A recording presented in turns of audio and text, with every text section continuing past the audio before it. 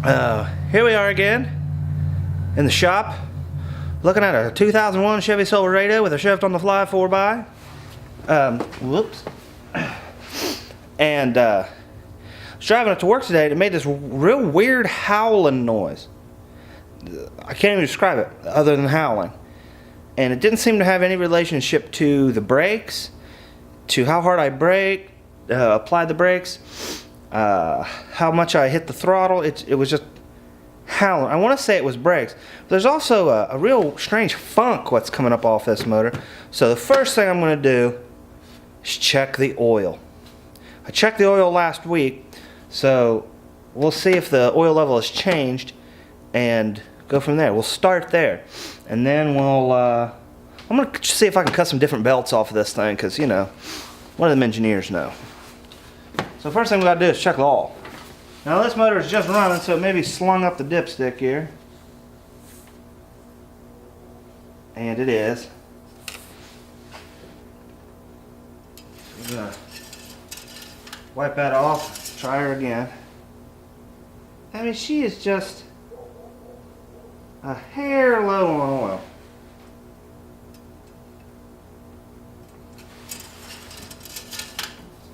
Just a little bit low. So I'm going to check the inside of this thing again here. This is the oil cap, and this is what's been kind of concern to me. There's just a little bit of moisture in here. It doesn't look like it's coolant. It's just the slightest whiff of moisture. But more moisture than you'd want to see. Now a friend of mine, or at least I think he's my friend. We might just be acquaintances, I don't know. I think he's a friend of mine. He said, oh, that's probably just moisture building up because you don't drive it enough. I only drive it about 2 miles at a time, and it never gets anywhere near operating temperature. But oil's disappearing. I don't know if I got it dead nuts the last time. Well, I'm going to put in a little bit of motor honey. My darn. Well, it's not motor honey. It's not motor honey.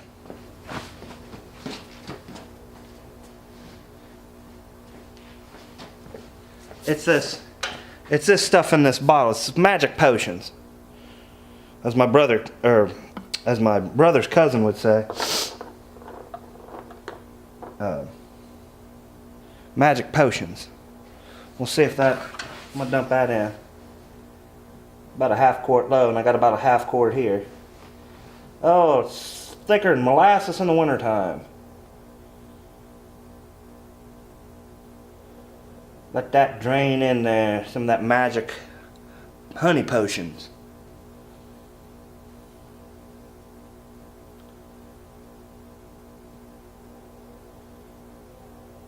Now, if it's got a blown head gasket and it's using oil, I can't freaking tell where it's going, because typically you'll smell it coming out of the exhaust.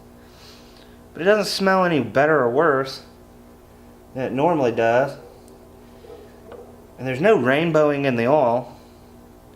And the coolant level's never changing. And like I said, the moisture I find on the inside of that cap isn't like antifreeze. So I'm inclined to believe Dougie when he tells me that it could be, you know, I'm just going to put a little more in there.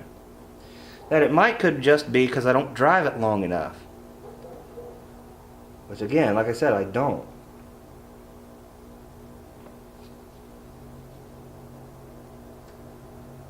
Look how sticky that is. Stickiest of the icky. I got something in my nasal passages. I got sucked a piece of pepper up there or something. And we'll let that settle in. And the next trick is finding where I freaking put the lid to this.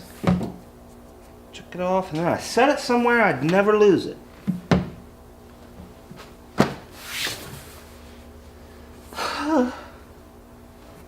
Right here. You can't see it, but it's down here. Now the next thing Next thing I want to do is the AC compressor is going out, and it's making a horrible grinding noise. I think it has its own independent belt. So I'm going to snip that off, because I don't use air conditioner anyway. I'm going to snip that off and see if that makes that noise go away, if it's got its own independent belt. And here we go. If you don't have a pair of these, you need to get them. They're lineman pliers. These used to be mine, and I can tell because they're a little bit rusted, but there's some, like, I don't know if it can focus on this or not. Let's get in on that. What's the minimum focus? Focus! Focus on the whole thing. Hold on, let me... Is the automatic focus? Oh, because the daggone autofocus is off. That probably shot all that out of focus. You can tell because I use these. Focus again. I use these like a hammer. But these are invaluable. I call them lineman pliers. A lot of people call them 9s. They're 9-inch. They're 9-inch lineman pliers. If you don't have a set of these, you need to get them. So let's hop down under the truck and use these to cut any belts off that we find. Alright, let me just adjust the camera here so we can see what I'm doing here. Oh no! Oh no, don't look at my license plate. Oh no, I wouldn't want anybody to find out what my license plate number is, because that's private information. I don't want anybody to get my private information, like a license plate, because then they would know everything about me. So I'm going to keep that a secret. So don't look at the license plate, because you can't see it when I'm driving down the road on the front and the back of my truck. So just keep that a secret, would you? Keep that a secret, y'all. Alrighty. Alright, so I'm down here now. I got this torch, this flame torch, which appears to be broken. Oh, awesome. No, there it works. So, the AC, it does have its own little baby belt, but it also has its own idler pulley. Let's just investigate this further. Make sure that belt doesn't run anything else. I don't think it does. And when you're under here, you want to make sure you engage your safety squints.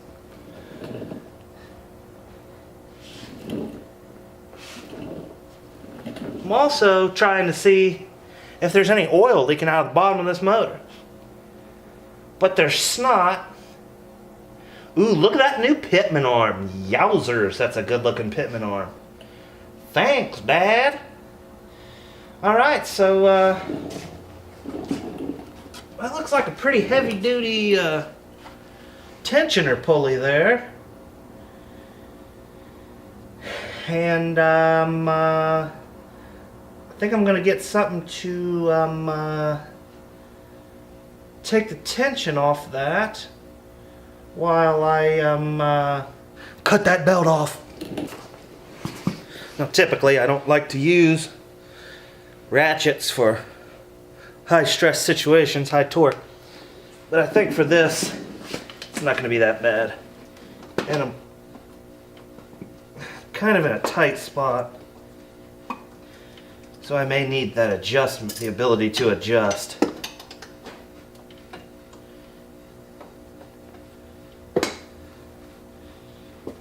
Son of a bee sting.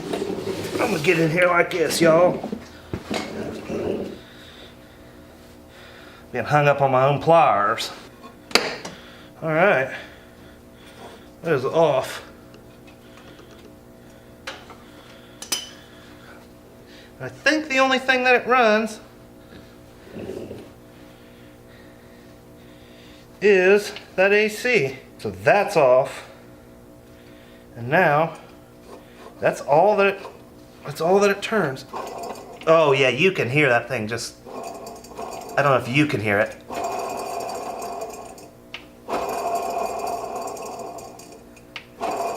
That's it. That's one of our problems. Alright, let's cut this belt off here.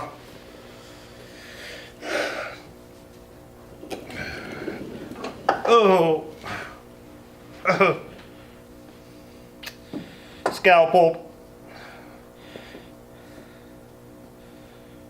This is point of no return. Yowzers. Ah, it's a boy. What is this? Ah! Ah! Ooh, that was a bug. I wasn't expecting it, and then it turned out to be a bug. Gross. Oh, that was a dead worm. Now that we cut that belt off, you can see here it's your typical polyamide, glass fiber reinforced, steel strand reinforced, elastomer, butylene, polybicarbonate, sodium hydroxide. So we don't need that. What do the ninja nerds know about running trucks? And the other thing I wanted to look at was I was going to poke my nose in the coolant. I was going to poke my nose in that coolant thing there, see if I could smell any stinky whiffs. So let's pan over here just for a minute, Craig. There we are. Let's whiff this. Like I said, the coolant level hasn't changed, which is good.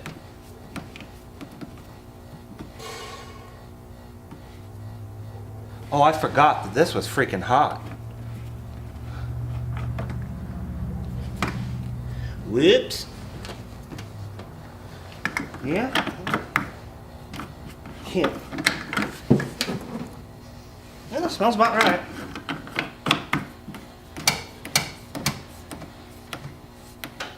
Now, anytime you're having a problem, it's always good to check your fuses. And then they're over yonder. Got electrical connections on the op. They are there. Good, good. They are present. All right, battery check, fan check, radiator check, difference on such what? Check. I always sort of wanted to look into the throttle body on this, but I didn't want to get into a big thing. But it's not cold right now, so let's look. I'm not going to do anything to the throttle body, but I just want to look in there and see. But first, I want to start this truck and see if it makes that howling noise. I'll know right away if it's any better, so let's fire it up.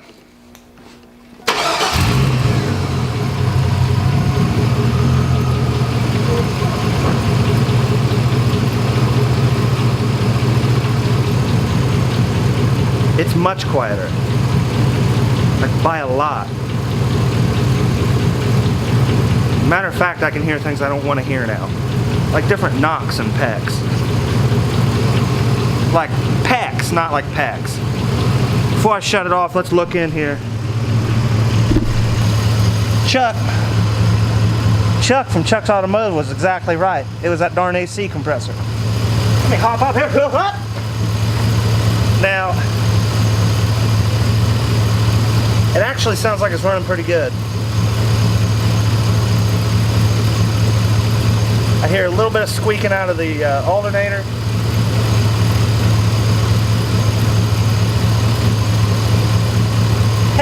It actually sounds pretty good.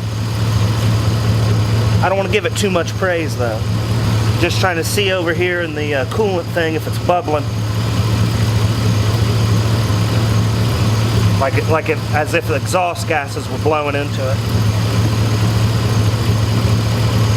Looks really still actually. I don't see oil spurting out anywhere. One thing, I know you can't see it from here. Oh Lord. So one thing that you can see from here is that around the oil fill neck, there's a little crack in it, so moisture could definitely be getting in that way.